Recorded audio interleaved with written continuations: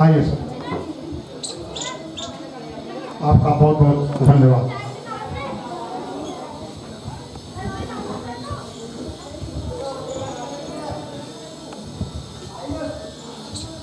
मगसम के इस राष्ट्रीय कार्यक्रम में पधारे समस्त साहित्यकारों, भाइयों बहनों को मेरा सादर वंदन। आदरणीय भाइयों बहनों, मुझे आज के इस कार्यक्रम में, जो राष्ट्रीय कार्यक्रम है और माँ के विषय पर आधारित है, अत्यंत प्रसन्नता हो रही है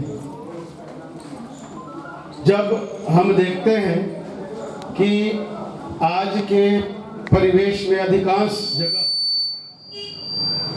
हास्य व्यंग, चुटकुला मंचों में हम देखें कि विदूषक की भांति प्रस्तुति दे रहे हैं और हास्य व्यंग जो है क्षणिक होता है, उसके बाद उस समय के लिए हंसा दिए, दूसरे दिन उसकी रचना को कोई याद नहीं करता।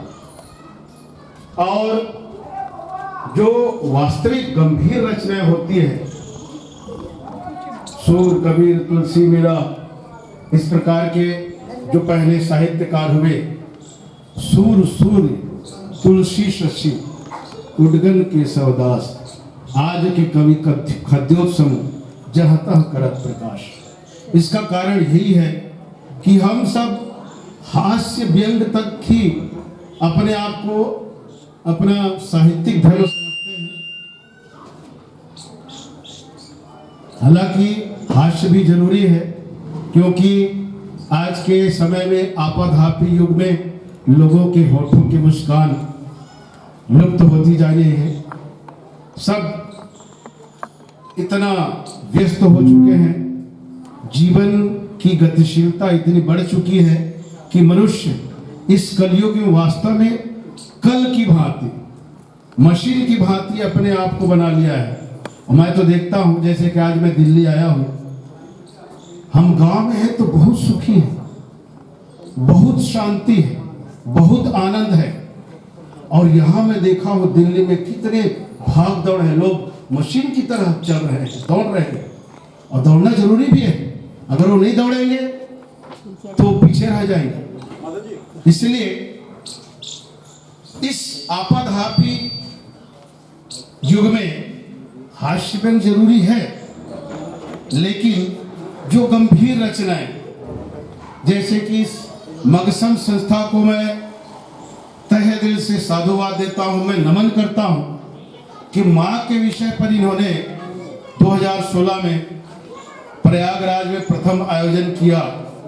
और उस आयोजन में जो भी साहित्यकार उपस्थित थे, उन्होंने सोचा कि मां के विषय पर हम एक विश्व रिकॉर्ड कायम करेंगे।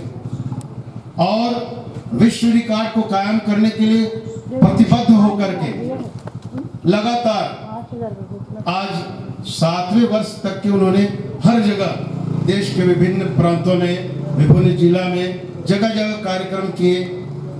11,111 लोगों को उन्होंने सम्मानित भी किया। इस बीच लगभग 44,000 रचनाएं 7 साल में मगसम को प्राप्त हुई।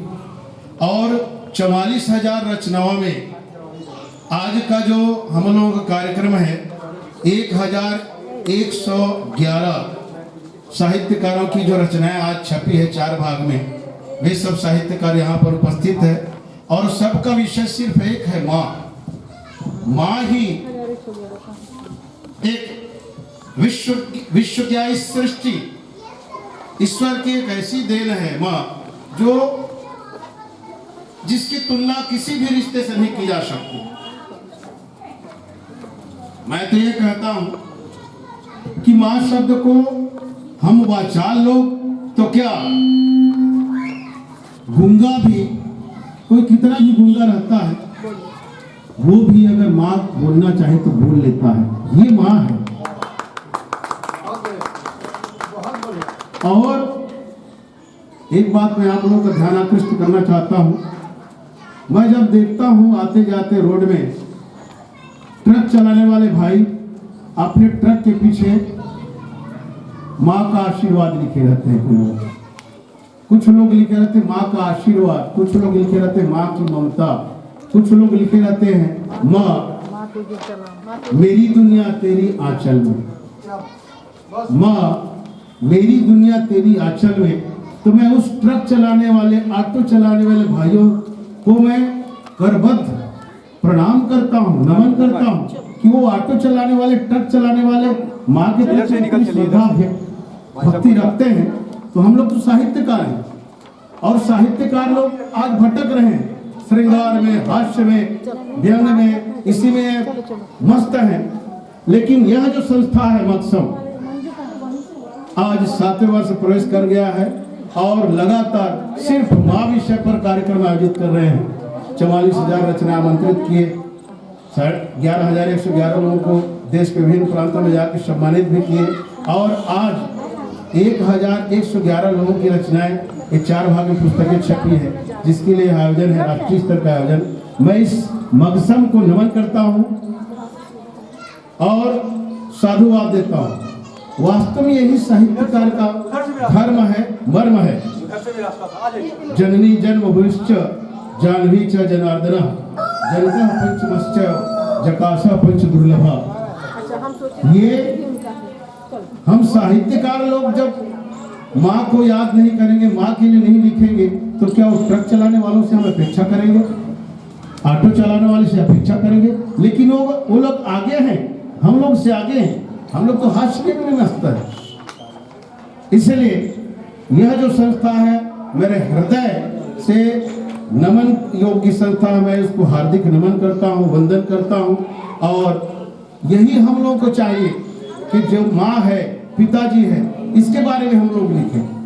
हमारा आज देखेंगे पारिवारिक जो संरचना है बिखरता जा रहा है। पहले हम लोग संयुक्त परिवार में थे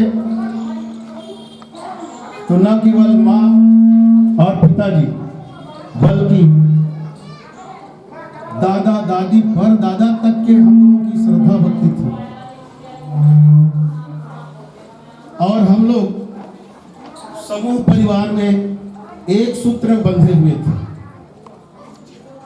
धीरे धीरे हमारा परिवार खंडित होते जा रहा है। संयुक्त परिवार से आज एकल परिवार बनते जा रहे हैं।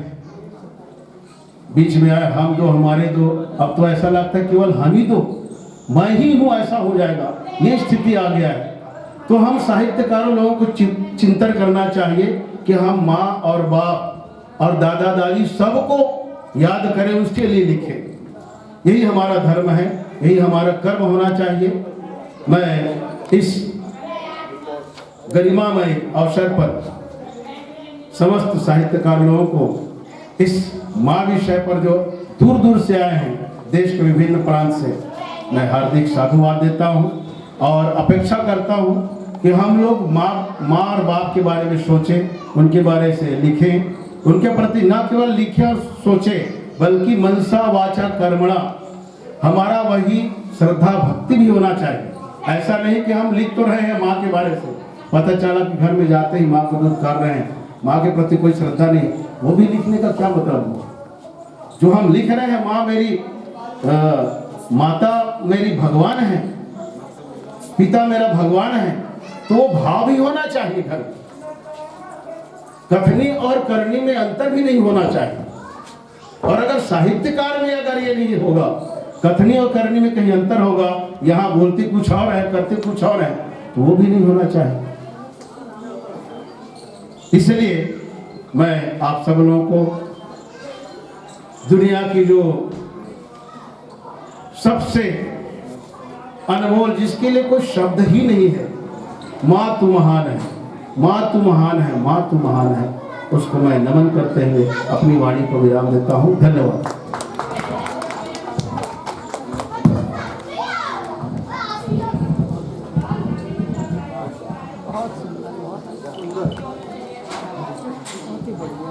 बहुत बहुत धन्यवाद सर।